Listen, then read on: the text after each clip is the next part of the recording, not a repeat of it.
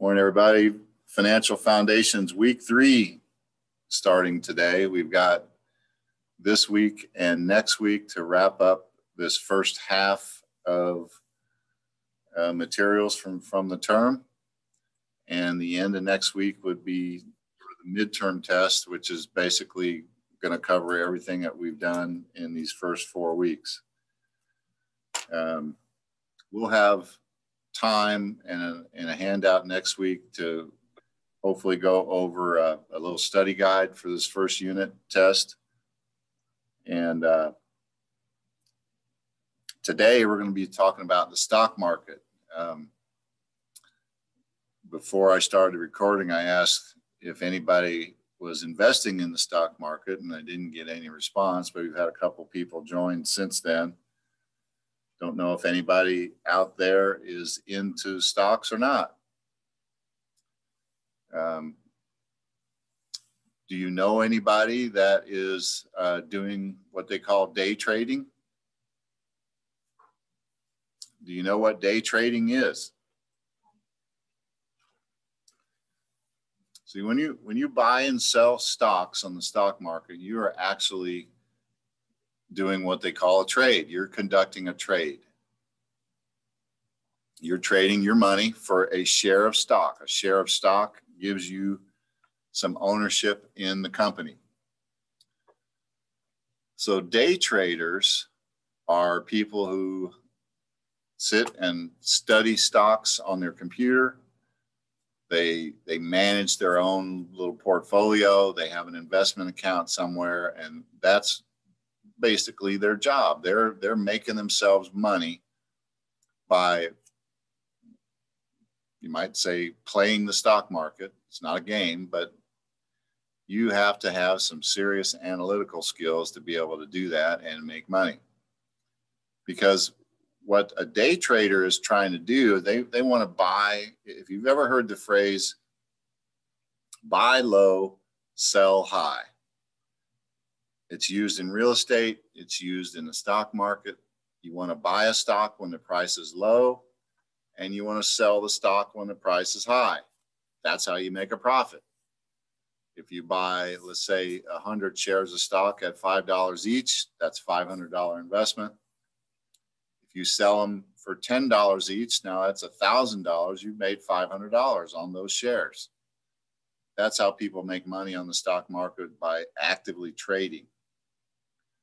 Now, most people aren't going to do that. Most people aren't going to sit at a computer all day long. You got a regular job. You don't have the time or the wherewithal to do that kind of analysis and studying companies, because that's what you have to do. Is the company going to be a good investment? Do they have a good product? Have they just come out of a lawsuit because of some fraud or mismanagement or some environmental issue that'll affect their stock price? Are there rumors out there on the internet about a sale? All that kind of stuff can go into what a stock will actually cost you. Most people, though, are going to say, they'll go down to Charles Schwab or someplace, an investment firm, and give them some money. Say, here's $5,000. I want to invest it in the stock market. Please make me some money. And they'll leave it up to those professional brokers to do the trading on their behalf, use that money in the account, make them some money. Somebody that does that kind of work for a living is called a stockbroker. A lot of people out there that can provide that sort of service. Probably, if you're going to invest with one, make sure that the company is reliable, make sure they've been around for a while, and check out their credentials. The main thing about investing in the stock market for an average person, and I say average, I mean, you don't have to be a day trader. You don't have to have tons of money to invest in the stock market. There are apps now on your phone that will allow people to buy a portion of a share. so they can get into the stock market for very low investment. But you do need to understand how the information is put together and shared publicly. That's the first thing that we're going to look at. Anybody have questions about anything that I was rattling off there?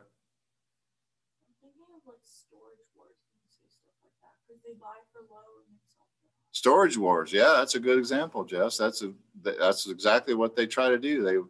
They want to buy it when it's at a low price and sell it when at a higher price. That's how they make money, for sure. Yeah, Brianna. Is your internet down because it's not working on my computer? It doesn't connect. All right, so in your class materials for under stocks for this week, you'll see this slideshow. It's a PowerPoint.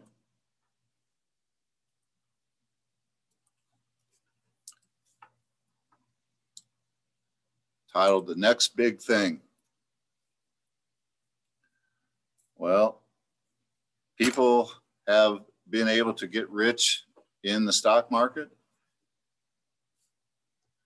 What do you think this next big thing title might refer to?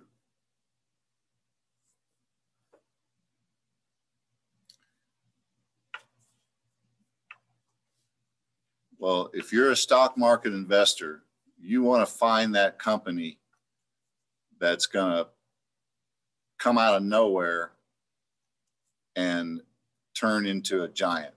Just think about 20 years ago, if you had bought some stock in Amazon, bought some stock in Facebook.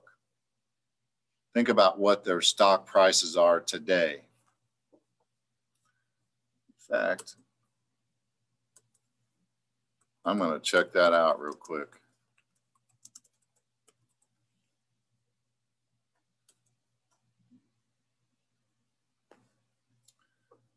All right. One share of Amazon stock right now is $3,354.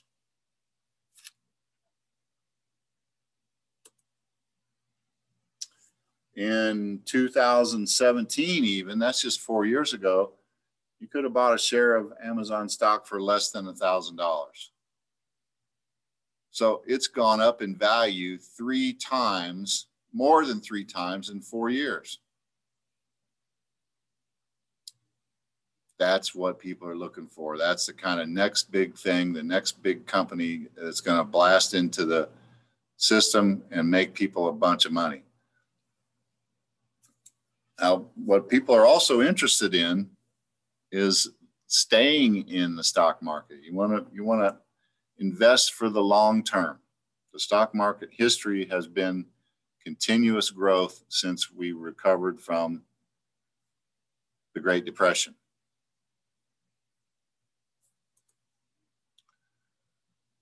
So tracking the value of stocks. Why do you think they got this image of a roller coaster on here? Yeah.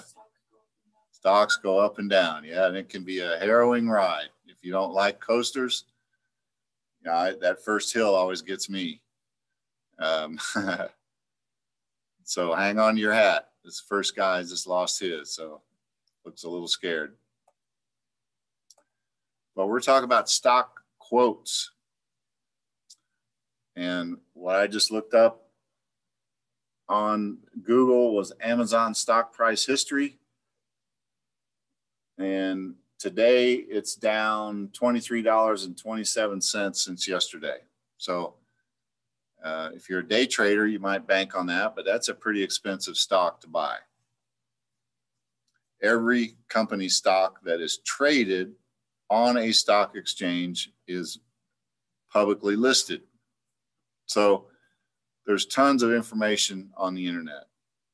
Yahoo, MSN, of course. Google is probably the go-to for all this stuff. It's all public information. Companies want you to know what they're doing. They want you to buy their stock. That's an investment in their company. It is part of the value of the company. How many shares of stock are out there? What's the trading value? That determines the value of the company. So if you if you want to control a public stock company, one way to do it is to buy up a majority of the shares or a controlling interest of shares of the company. Because now there's no one person that owns the company.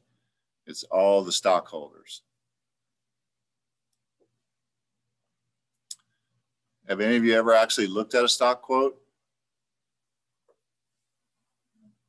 Well, this might be an example that you would see either on the internet or in the business section of USA Today or Indianapolis Star or New York Times, or Chicago Tribune. Any major newspaper publication is going to have some place where they're going to give business information and stock quotes. And they're almost all going to have basically the same information in it. First two columns here.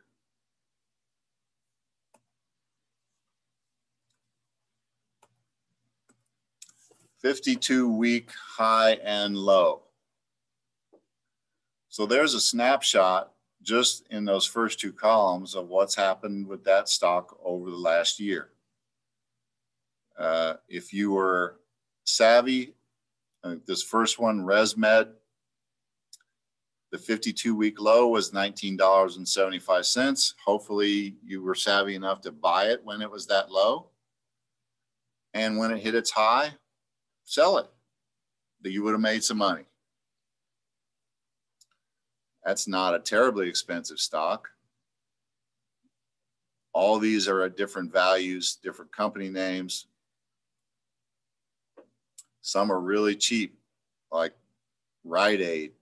You guys know what Rite Aid is? It's a drugstore chain. There are not too many Rite Aids in Indiana, but if you go east, you go to Ohio and a lot of other places, Rite Aids are all over the place. Rite Aid would be a competitor here to CVS or Walgreens. Their stock is really cheap. It's less than $9 a share at its high for the last year. So that gives you a quick overview of how the stock has performed over the last year.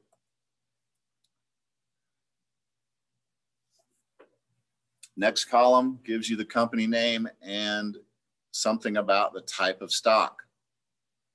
This is generally going to be common stock. Some companies will split their stock into different classes, different types of stock. Recognize any of these names here? I don't know who ResMed is, but I'm guessing that's probably some type of a medical company, maybe pharmaceutical. Revlon should be a name that everybody knows. Maybe not men so much. Revlon is a huge cosmetics company. Anybody ever heard of Rio Tinto? I'm not sure either, but I think there are, actually, I'm not even going to say. Maybe they're a restaurant company. I forget. Oh, really? CPAP. Okay, it was something medical. All right. Good job. And that's what you got to do. You got to look this stuff up. I mean, I wouldn't go buy a stock just based on the name or on the value. Ritchie Brothers, that's what the fourth one is there. That is a huge auction company. If you've ever driven to Columbus, Ohio on I-70 eastbound, just before you get to Dayton, Ohio, there's a great big Ritchie Brothers facility. They sell, they auction like construction equipment, big heavy machinery, cranes, dump trucks, all kinds of stuff that industry uses from companies that have gone under. So they must be doing okay. They're a publicly traded stock. And you got Rite Aid. Robert Half is a a personnel company, a recruiting company, as I recall. Anybody know about Rockwell? You gonna tell us, Jess?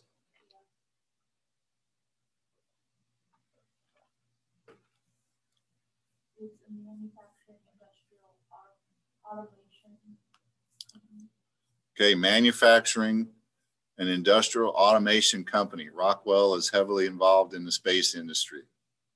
A lot of high-tech stuff they create, they manufacture, especially things that can help automate robotics and that sort of thing for manufacturing use. Brands include Allen Bradley and Factory Talk Software. Okay, there you go. Allen Bradley, and what was the other one? Factory Talk Software. So in a couple minutes here, Jess just came up with a little bit of background information on a couple of these companies, and it's something that you want to be educated. You don't need to know all the ins and outs if you're going to use a stockbroker, but it's helpful to understand. If your broker's telling you to go look for this stock, you know what the company is. The next column here underneath the word ticker is the 3-letter symbol for that company. Every company that is listed on the stock exchange has a ticker identification.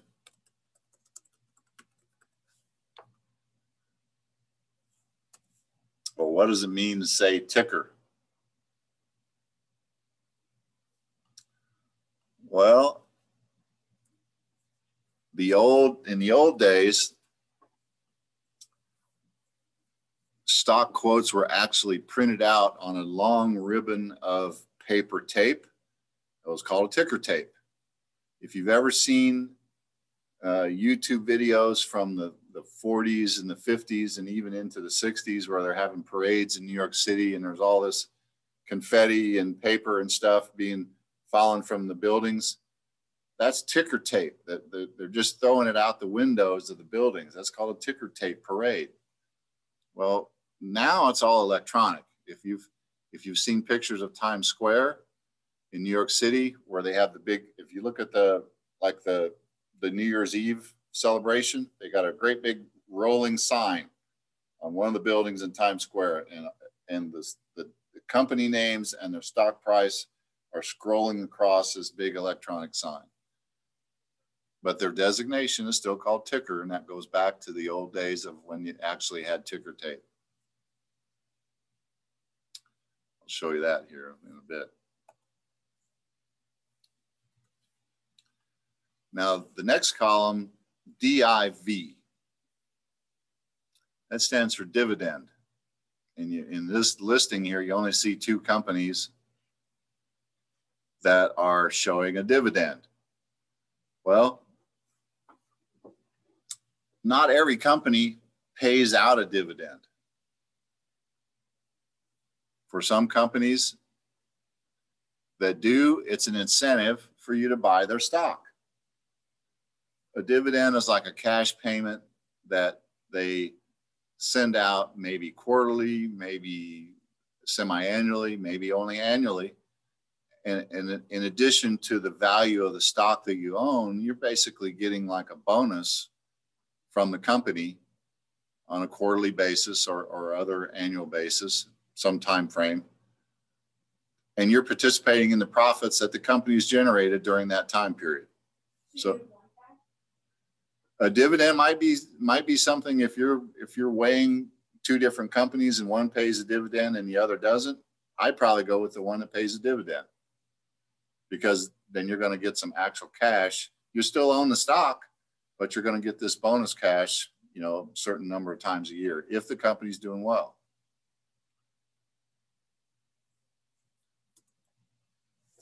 The PE ratio, the price to earnings ratio. If you take the current price per share and divide it by the earnings per share for the last 4 quarters, that's going to give you the PE ratio. So You want something that's got a good ratio that that has shown good performance. The next column, YTD percentage change. YTD stands for year to date. So this is April 20th. So the YTD change percentage, if this were current, would only be from January 1st this year to today. So if you take this percentage change, it does have a relationship here to this 52-week low, 52-week high column. Those are raw numbers, but the percentage change gives you more current information for the year. So ResMed's down, according to these numbers, 8.5%. Everybody else except for Ritchie Brothers is up a little bit. The one that's got the greatest increase percentage-wise so far under this listing is Robert Half. Okay, it's not the end-all information, but it does give you something else to go by. If they're on a roll, their percentage change for the year is probably going to be positive. On the other hand, now might be a good time to buy the ResMed. If they're down 8.5%, that means their stock is cheaper. Company history would probably tell you that they're going to bounce back and the stock price is going to continue to go up at some point. But now might be a good time to buy because it's cheaper. So the lower the stock price, the more better to buy.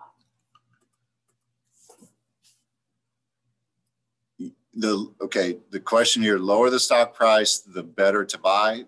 Generally, yes. Okay. Unless it's a company that's got some issues. Okay. That's where the research has got to come in. You know, if the company president just got arrested for some kind of criminal undertaking, the stock price is going to be pretty low, but you might not want to buy it. Yeah, okay. Because maybe the company is going to go bankrupt. Maybe it's going to completely go under. But couldn't you get out of that if it went bankrupt or no? Well, if you bought stock in that situation, if the company goes bankrupt, sure, you can get out of it by selling your stock. But is the stock going to continue to go down after you buy it? You don't want to buy that. You want to buy the stock when it's low, so it's going to come back up. Now, in that scenario, maybe the majority of stockholders came in and put new leadership in place and got rid of this guy that was, doing whatever he did that was illegal. Okay, now everybody's confidence back up.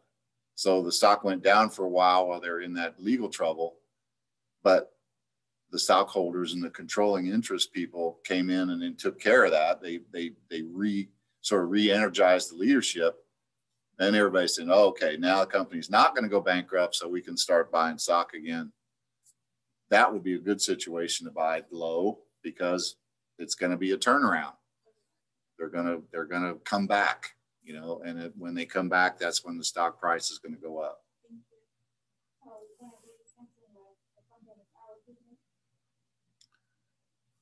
Say that again, Sarah. If a company goes bankrupt, yeah, they're going to go out of business, right? Typically, unless somebody else comes in and buys them really cheap.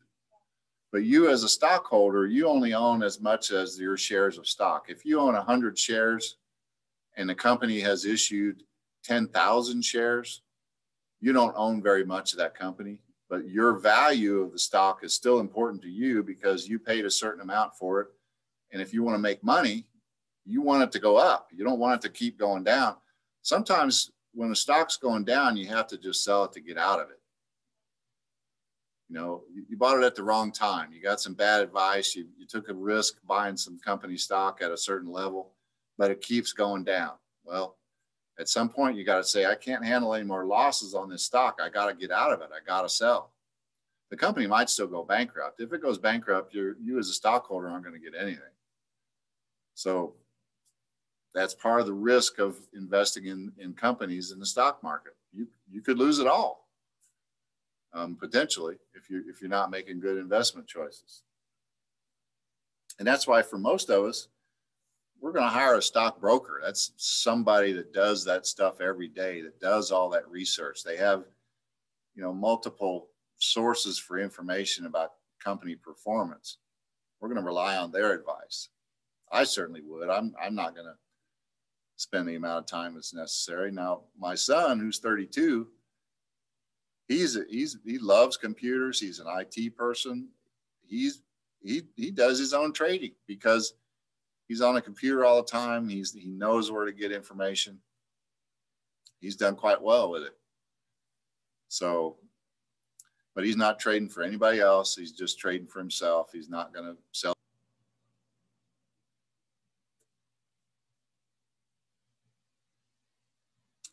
Okay, it looks like I'm back.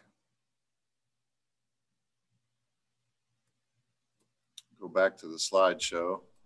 Yeah, we can see you now. Okay, yeah, everybody in here has dropped off. All right, cool.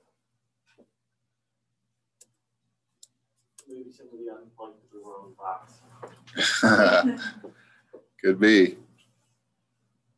All right, next column here on the stock quote list. Trading volume. That's the total number of shares that are traded that particular day. You got to add a couple of zeros to those numbers.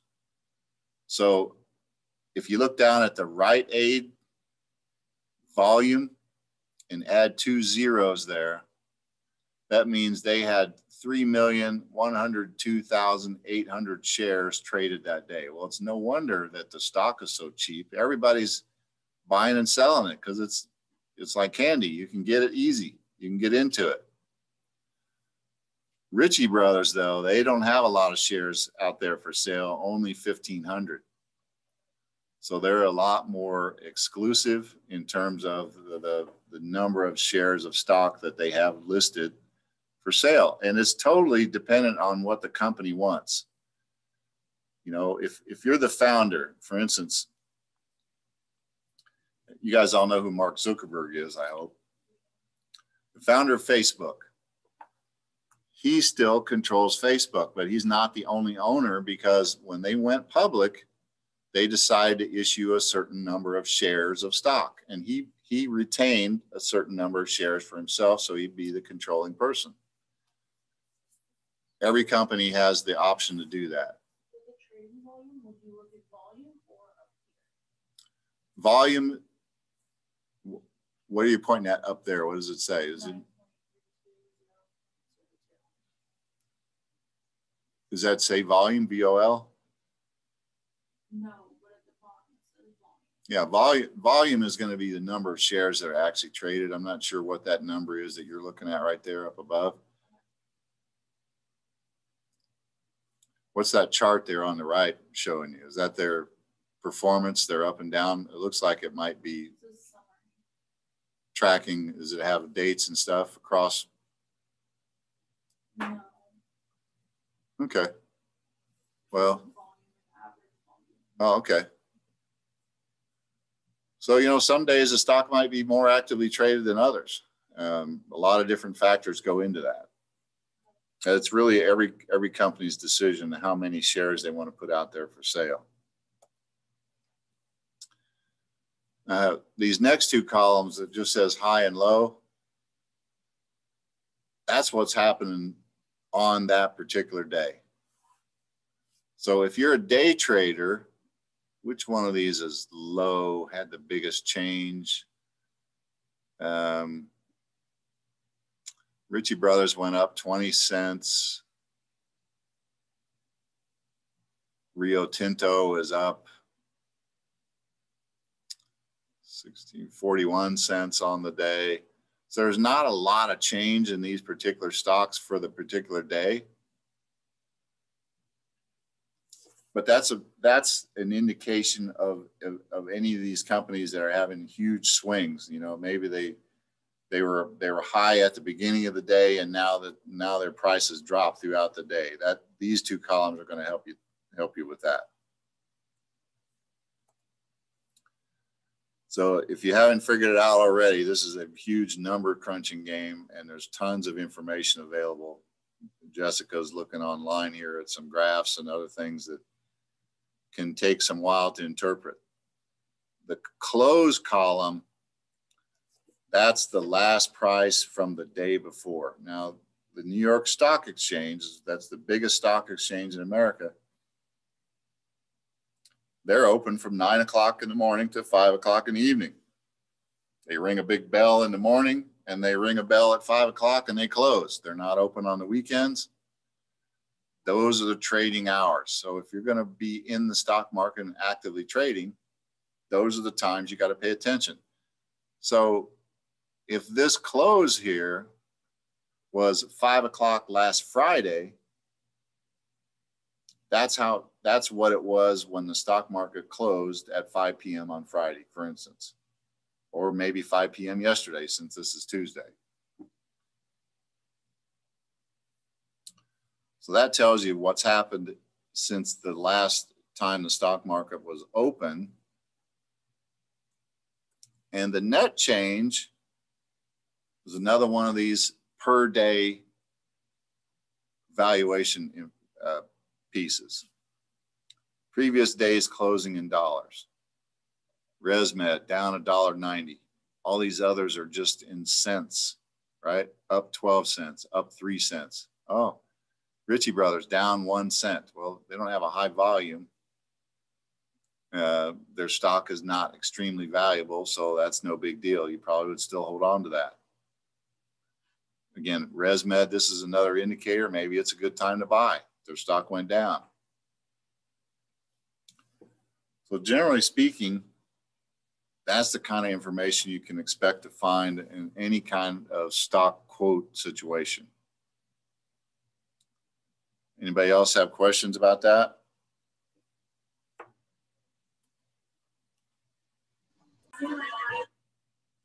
That was a little clip of a ticker tape parade. Time and time again. But there's an old one that I want you to see also.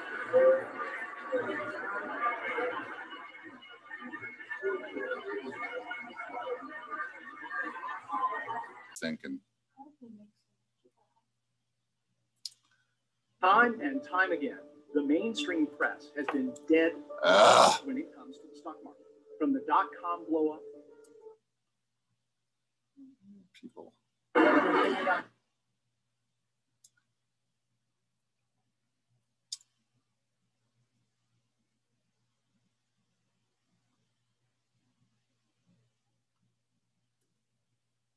How'd they make so much of this? Well, New York is the financial capital of the United States. Every one of these brokerage offices and banks would have one of these little machines, a ticker machine,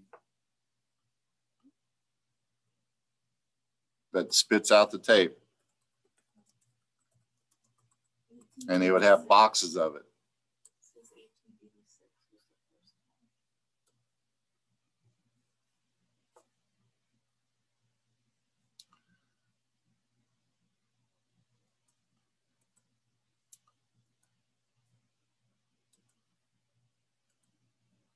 So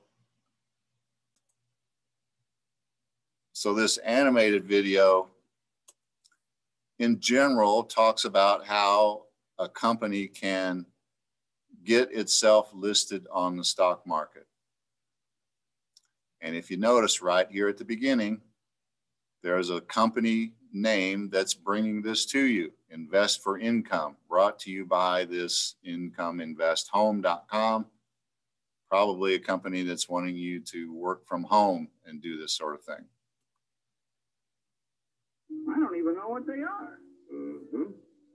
In that case, it might be a good idea to get a little information with a fellow who owns and operates a company that makes and sells oil drums. Each year, customers buy more and more from our because he makes a better oil drum than his competitors. One day, customers demand more oil drums than the owner can produce.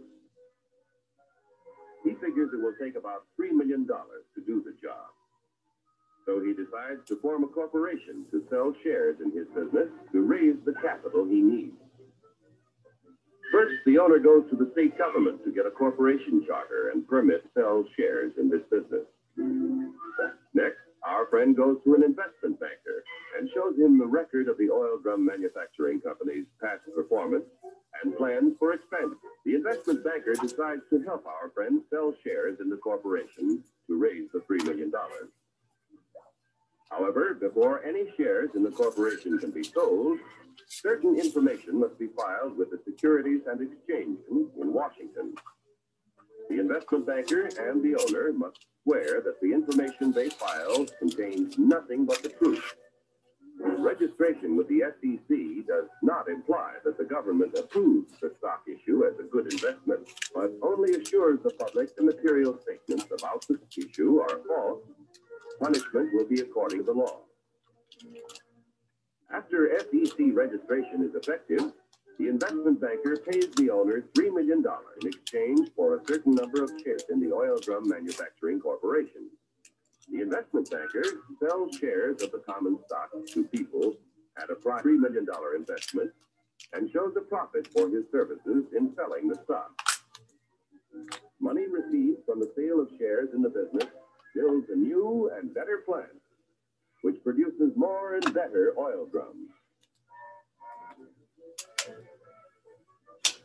The people who bought common stock own proportionate shares in the corporation, tools, equipment, and all of its assets. Stockholders elect the directors of the corporation. Directors represent the stock and are responsible for the way the business is run.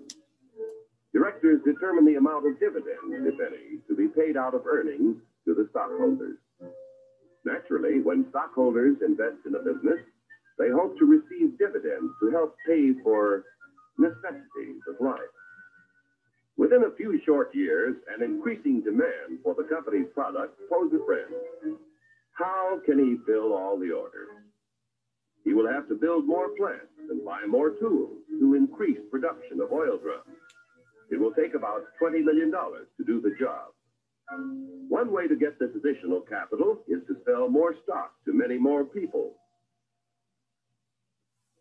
So the Oil Drum Manufacturing Corporation votes to send its president to the New York Stock Exchange to see if their common stock can qualify for listing. The corporation wants to list its securities on the exchange so that the additional stock they need to sell will be more attractive to investors all over the nation.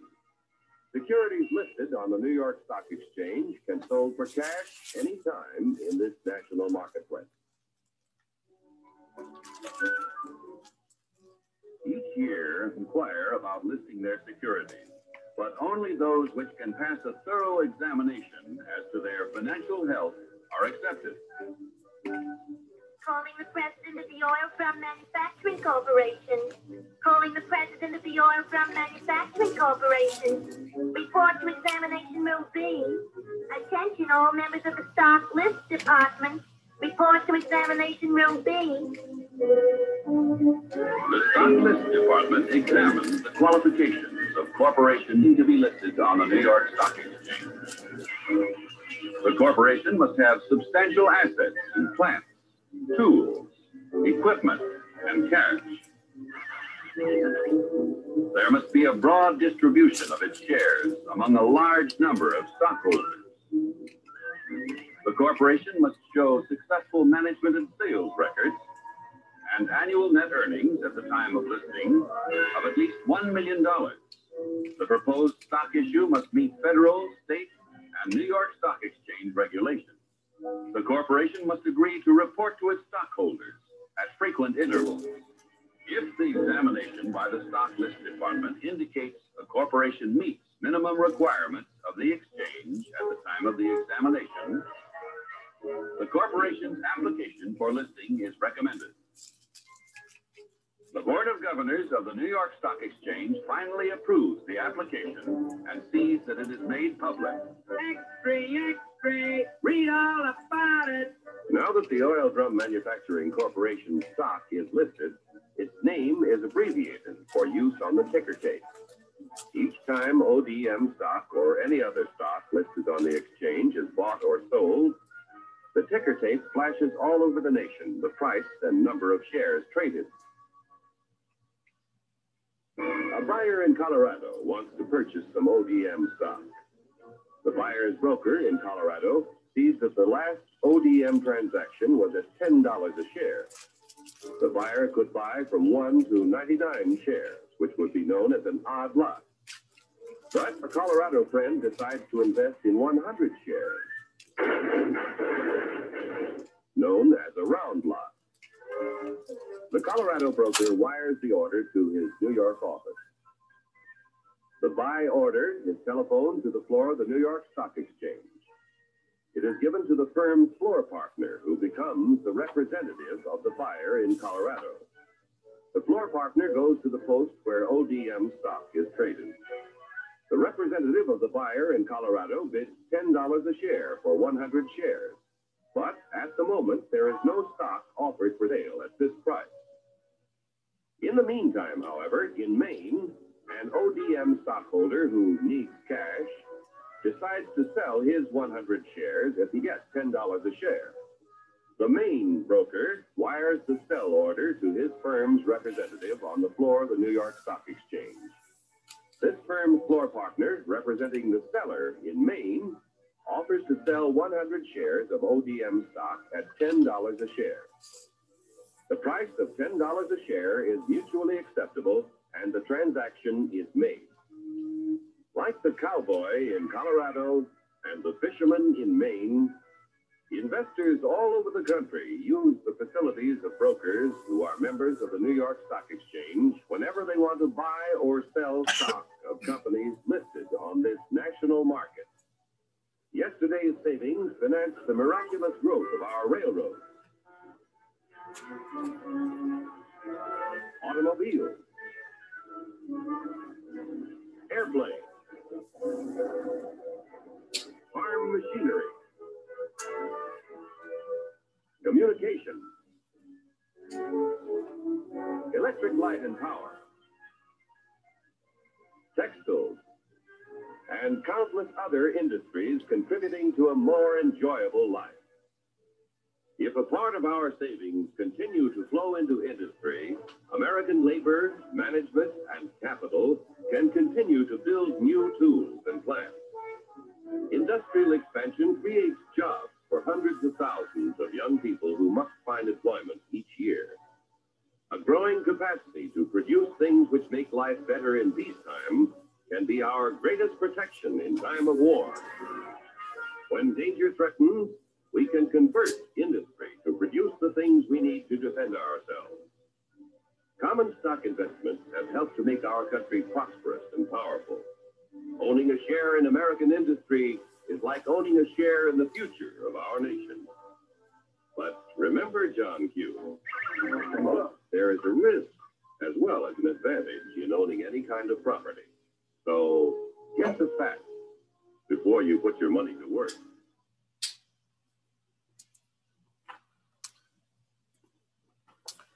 Well, I'm sure you notice that there are sections of that video that aren't really politically correct or accurate. Obviously, Colorado was not the wild, wild west, you know, even in the 60s when this thing was made. Personally, find the depiction of the Native Americans a little bit offensive.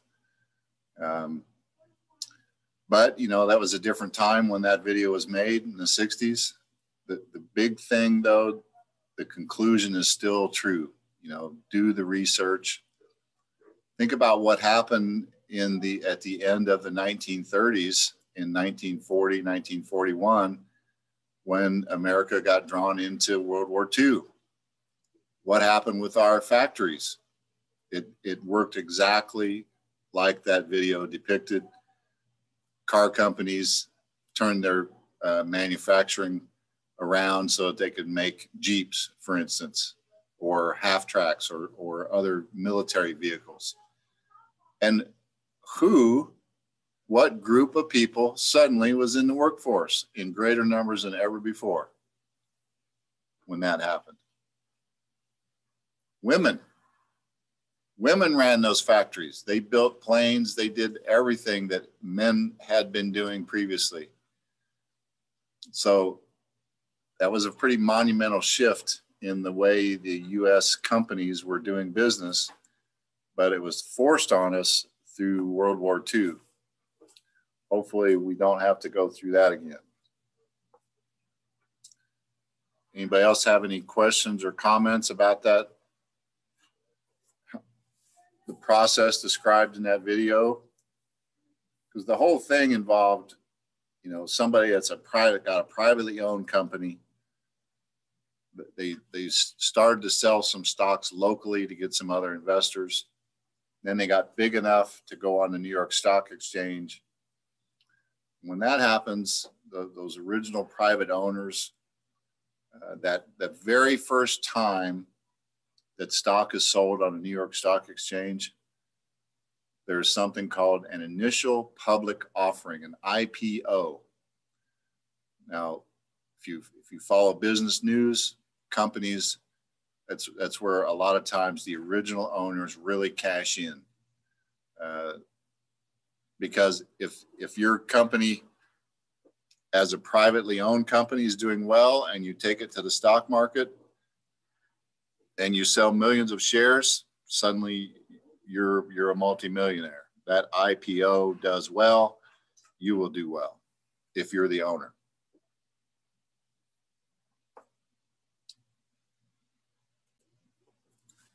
All right, the next thing I'm going to run through fairly quickly here is this Jamboard. Some basic questions to think about if you're considering being in the stock market. There are risks involved. You could lose all your money.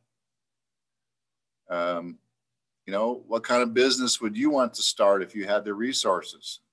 Would you want to stay small, or would you end up as a big corporation and trading on the stock market? What would you want to do? This is a question that you will be asked to do. How do you determine the profit or loss of stocks over a period of time? Well, you have to compare what you paid for the stocks to what you sold the stocks for. The difference is going to determine whether or not you've got a profit. And you know, if you've paid a stockbroker to help you with those trades, you got to pay their fee out of that too. This last question, how do you get investors to finance a corporation? You better have a good business plan. Maybe you're going to be like the Oil Drum Manufacturing Corporation and have more orders than you can handle. And so it'll be an easy decision for investors. Buy low, sell high. Now, I'm not going to show this right now, but I really, really would like you guys, you really should go check out this clip from the movie The Big Short. It's a true story about how several people figured out what was happening with the economy back in 2005, 2006, 2007, when the housing market was about to crash. Banks, big banks were failing. They made tons of money off of it because they saw it coming. It's a great movie. Steve Carell's in it. A lot of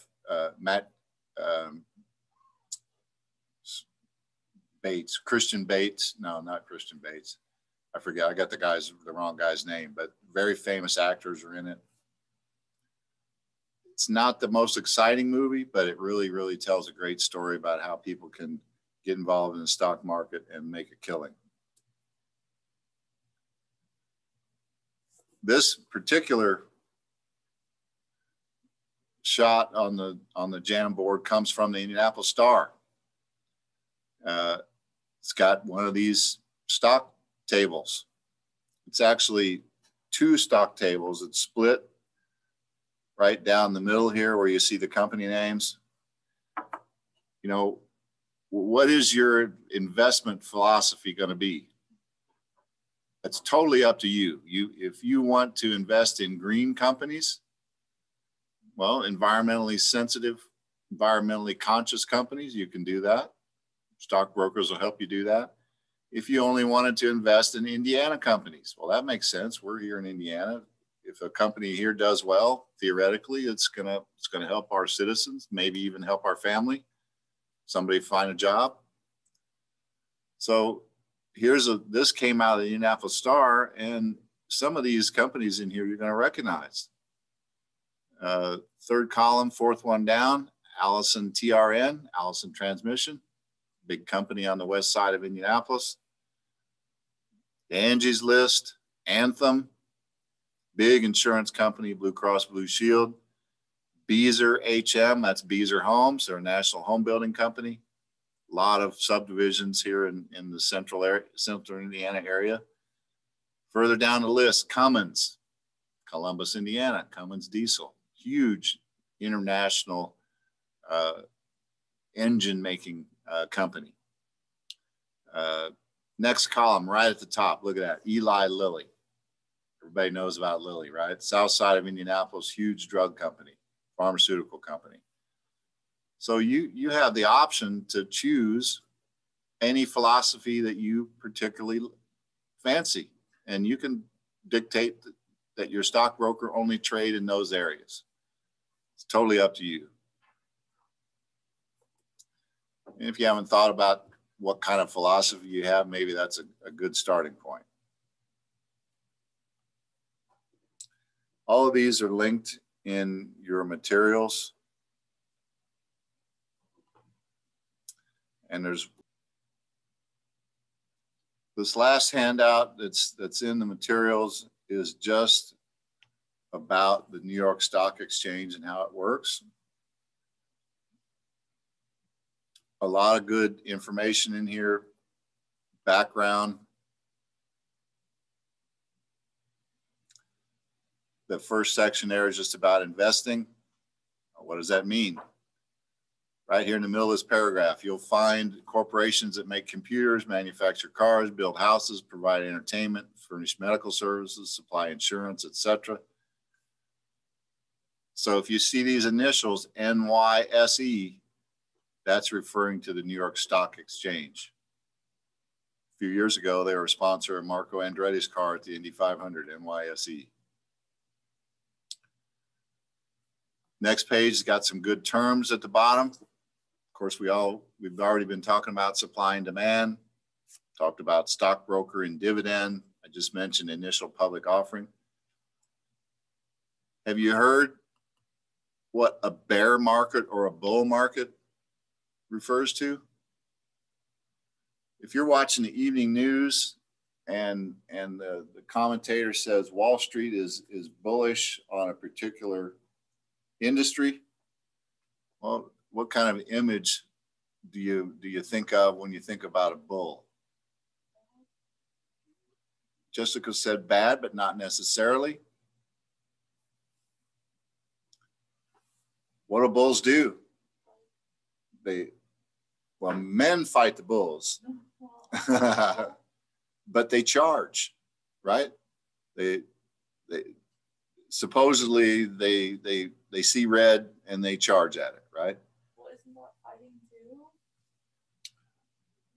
Well, I suppose, but you can go to Pamplona in Italy and you can run with the bulls down the street. They're not fighting.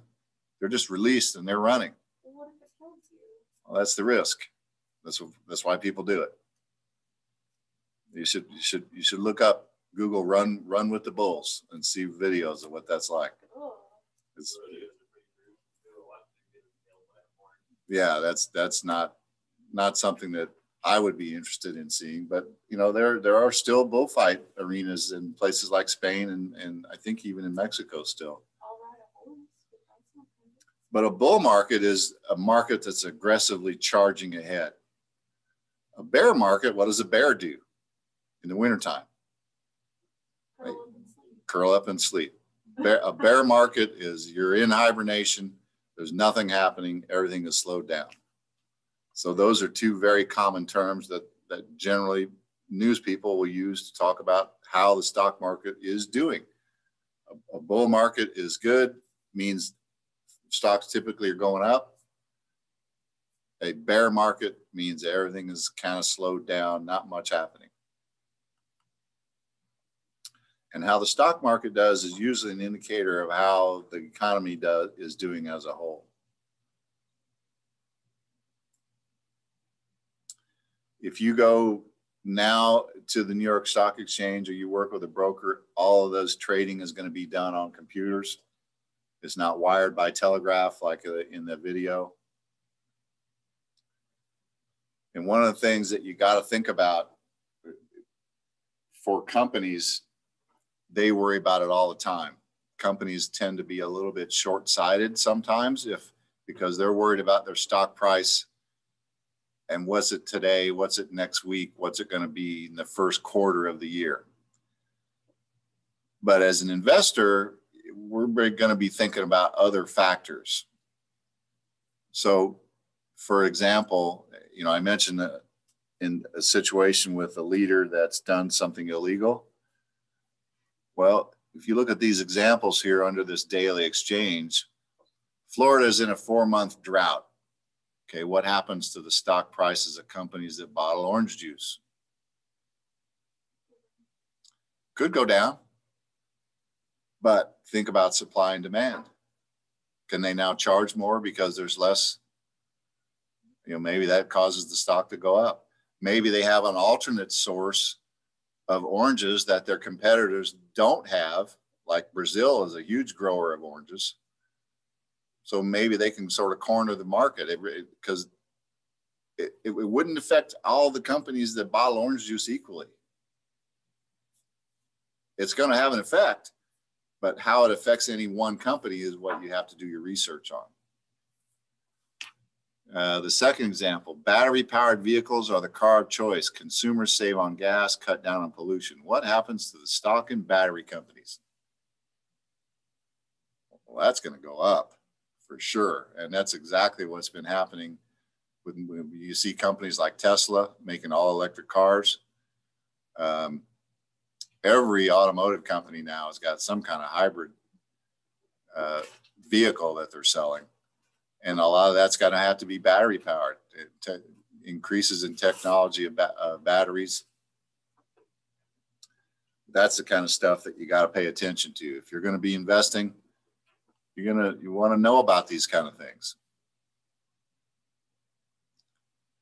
The last page of this, if we were all together in class together, this is the exercise that we would be involved in doing to hand in.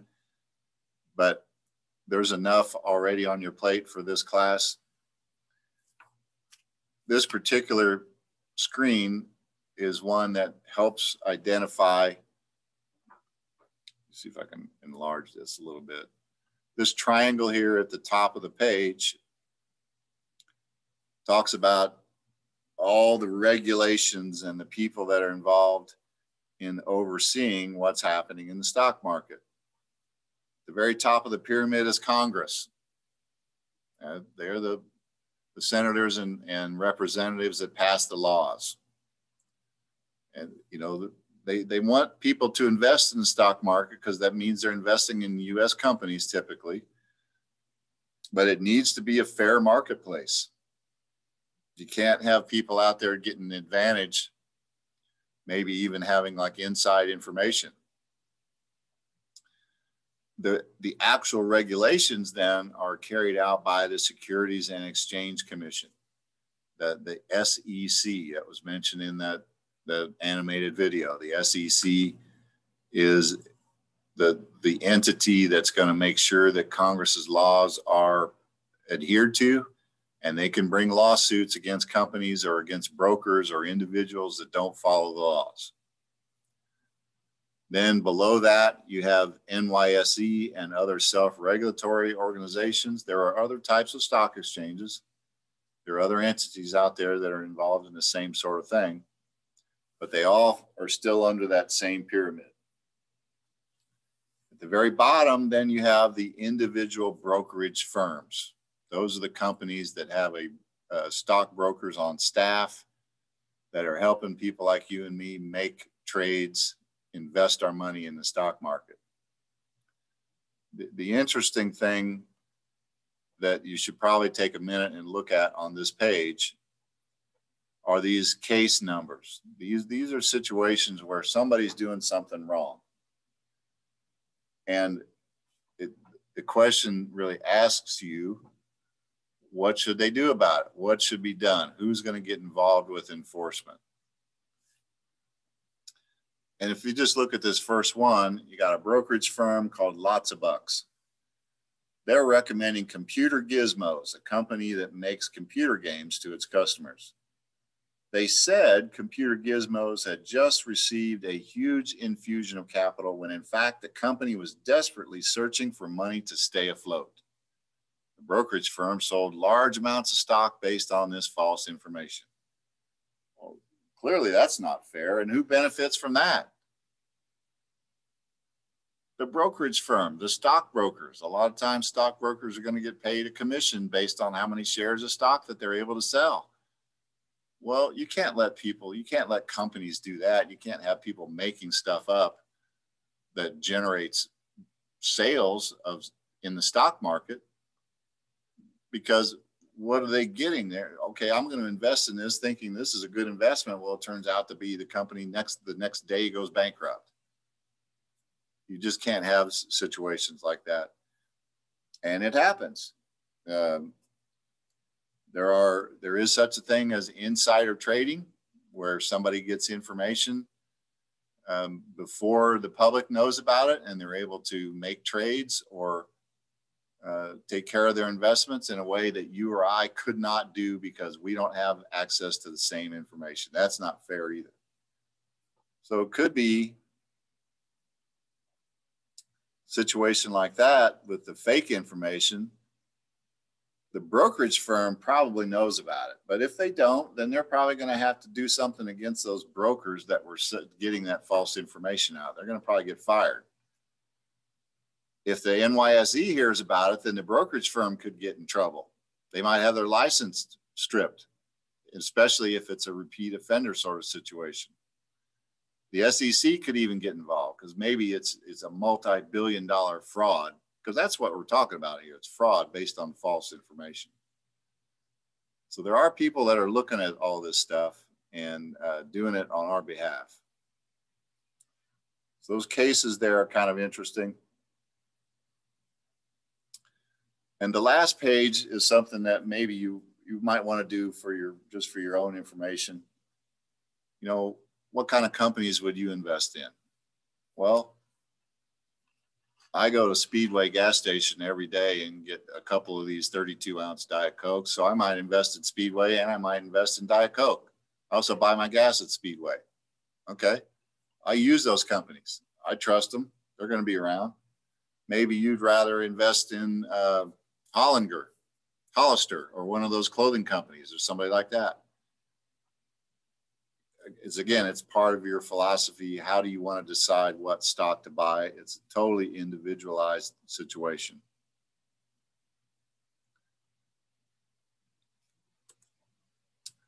So all four of those things are included in the materials if you want to go back and look at them. And that is all I've got today for the stock market. Anybody got any questions? All right, well, thanks for being here again today, and we'll see everybody on Thursday, hopefully. Thank you. All right, take care.